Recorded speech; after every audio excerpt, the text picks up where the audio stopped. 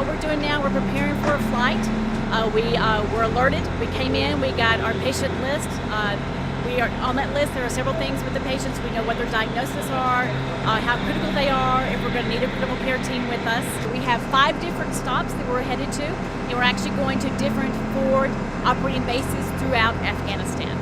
We have a variety of injuries. A lot of those are blast injuries. IEDs are a major concern for us in the AOR.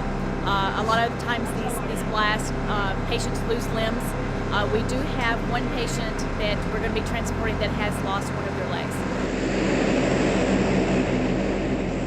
We put our emotions in a box.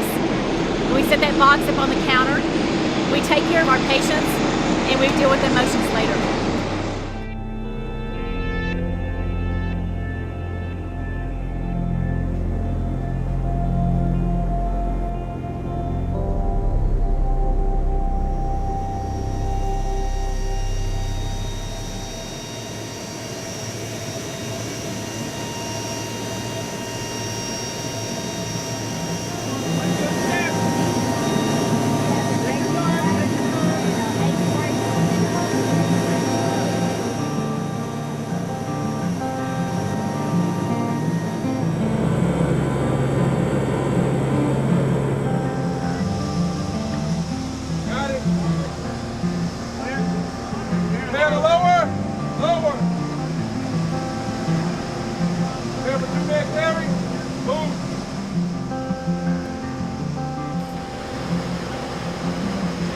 You can see we have a pretty full load today.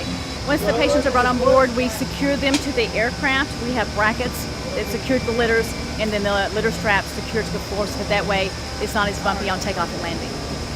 Each of the nurses and the med techs make rounds on all the patients, double check them, make sure their IVs are working, to check to see what their pain status is, if they need medication, and basically secure their baggage and all the belongings to make sure that nothing's loose for flight.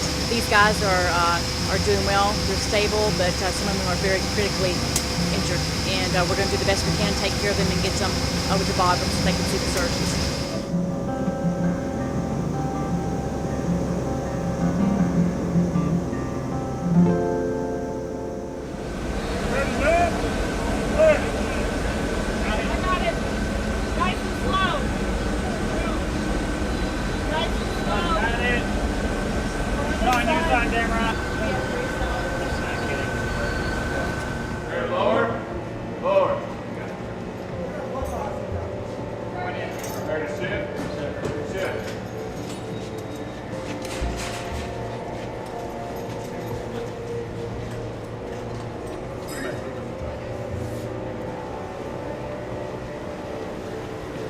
We'll get about a couple minutes notice, whether they come in by plane or chopper.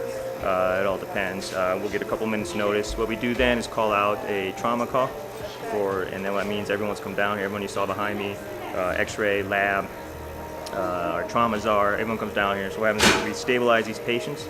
They can be fresh, meaning they've just been injured right off base here, or they can be, most of them are packaged like you've seen here, where they've come in from other bases, they've been stabilized, and what we do is we re-stabilize them once they get here, and then we either take them to the OR or get them admitted from there. 1, 2, 3. Okay, he's got a wound to the left posterior back, below scapula.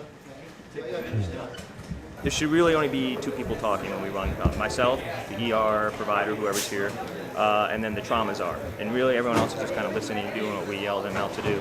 We try to decrease the yelling, keep it calm, because that really doesn't help the system when we start yelling and people start to run around. Everyone's yelling, no one's knowing who's saying what. So basically only 2 of us are really supposed to talk, so that's why it seems more controlled. So 2 of us talking, more subdued. Plus we run these quite a bit, so now we've been able to hear, most of us have been here about 2 months, so a lot of us have been able to work through our storming phase, and now we're working pretty gelling as a team. You've seen 1 or 2 here, we can get from 6, 8, or 9 at a time. Really no extra personnel, so 1 or 2 is not a big deal to us. We can run that pretty smoothly.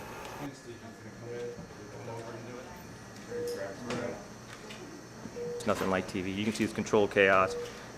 Professionals here, as a team effort. We have our protocols. There's really nothing sexy about it. There's nothing. There is high drama, but we all control it. That's our job. 1, 2, 3. Oh, you're all right. You're all right.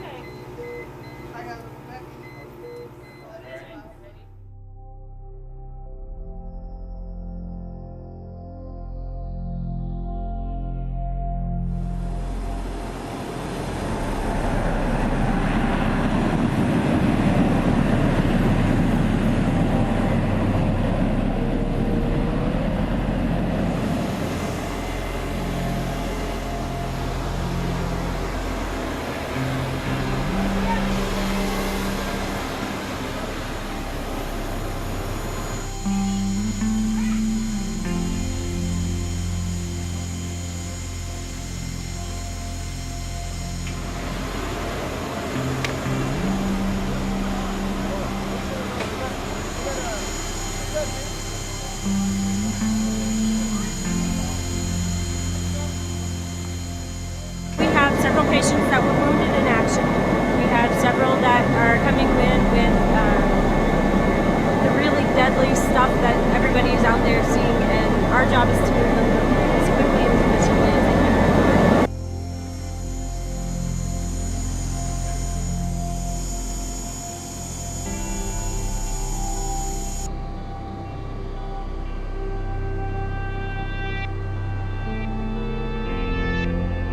Today's mission is we have a critically injured Army soldier who's been blown up in an IED blast, and we're taking him to Germany.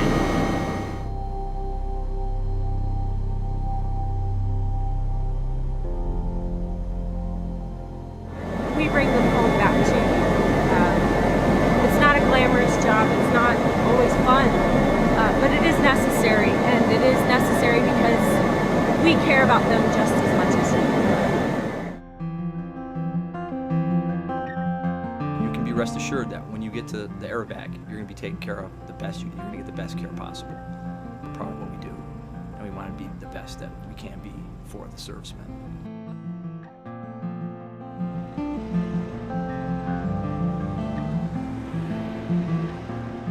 Our biggest job is just, to stabilize these guys and make sure they, they make it home. And we have a pretty high success rate here of doing that.